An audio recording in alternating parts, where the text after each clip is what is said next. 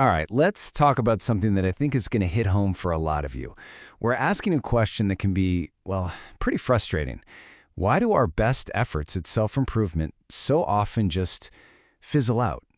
I mean, seriously, think about it for a second. How many of those life-changing books have you highlighted? How many podcasts have you saved? You get that amazing spark, right? That rush of insight where everything feels clear. And then you look up 6 months later and realize you're basically in the exact same spot. And this is the heart of the problem, isn't it? We get so much smarter, but we don't actually get any better.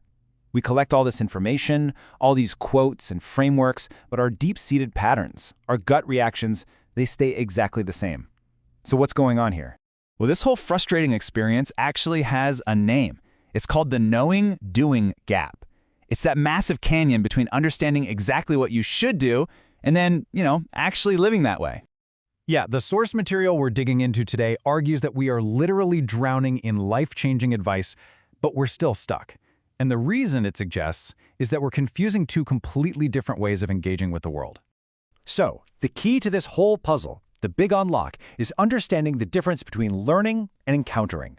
One is about knowledge, and the other is about truly seeing. And this, right here, is where almost all self-help gets it wrong. Okay, so let's break this down. First up is the epistemic approach. This is how we've been trained to learn our entire lives, right? It's the school model. It's all about adding more information. You memorize facts, you master concepts, you think, okay, if I just learn the 7 habits of highly effective people, boom, I'll be highly effective. You've got the knowledge. Test passed. But the perceptual, that's a whole different animal. This isn't about adding another book to your mental shelf. This is about a direct, unfiltered collision with reality that completely reorganizes your whole perspective. It doesn't just change what you know, it changes how you see.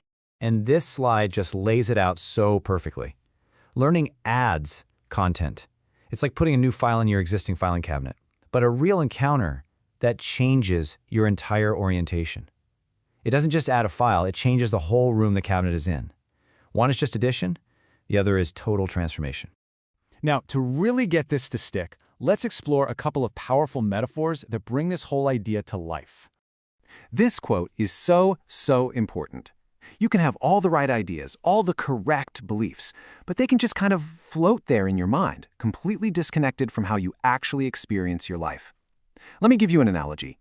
So, think of your mind as a house. Learning the epistemic stuff is like buying new furniture. It's great. You can fill the room with beautiful concepts, a fancy stoicism sofa, a mindfulness lamp. But if the windows of that house are still facing a brick wall, all that new furniture doesn't change the dark, cramped feeling of being in that room. And that brings us to the map versus the mountain. See, epistemic knowledge, that's the map. It's safe, it's predictable, you can fold it up, put it in your pocket, feel like you have it all under control. But a perceptual encounter, that's the mountain itself. And you can't control it. It's just undeniably real, and you're standing right on it, maybe freezing your butt off. Okay, so what's the big deal? What's the real danger of staying stuck in this map reading mode? This is where it gets really interesting and maybe a little uncomfortable. The trap is that you can get incredibly fluent in the language of growth.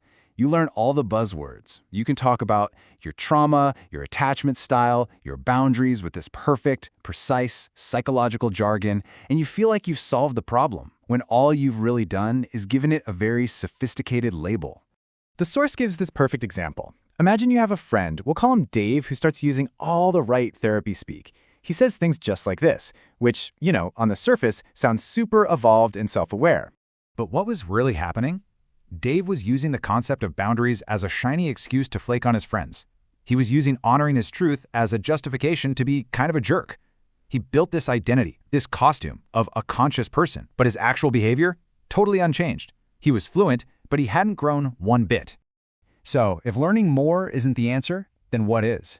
Well, the source argues the only real path to change is the perceptual encounter. It's that moment when reality itself just breaks through our carefully built stories.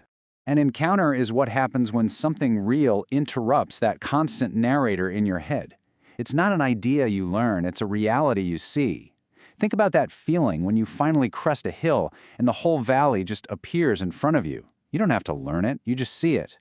Or when a sudden loss makes all your petty worries just poof, evaporate. That's an interruption. Now, this leads to a totally different way of thinking about change itself. Let me ask you a simple question. Do you need discipline or willpower to stop yourself from touching a glowing hot stove? Of course not, right? Why? Because you see the reality of the stove. You perceive its truth. Touching it is simply incoherent with that reality. And that's what true change is. It's not about willpower, this constant, exhausting fight with yourself.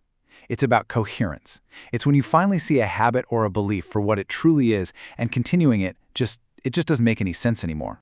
And all of this leads us to the final conclusion, which shifts our focus away from collecting more answers and toward asking a much more personal, and a much more dangerous question. We are just conditioned to look outside ourselves for the right answers, to crowdsource our truth from books and experts, but that's just collecting more maps. It's a search for agreement, for safety, not for a moment of true personal recognition. So here's the crucial insight. A lot of what we call knowledge is actually just a defense mechanism. It's this complicated set of beliefs we use to protect our ego, to justify our choices, and to feel like we're right.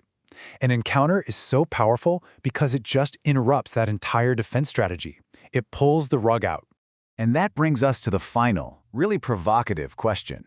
Instead of asking what you should know or what you should do, you ask yourself this: what am I seeing right now when I am no longer defending myself?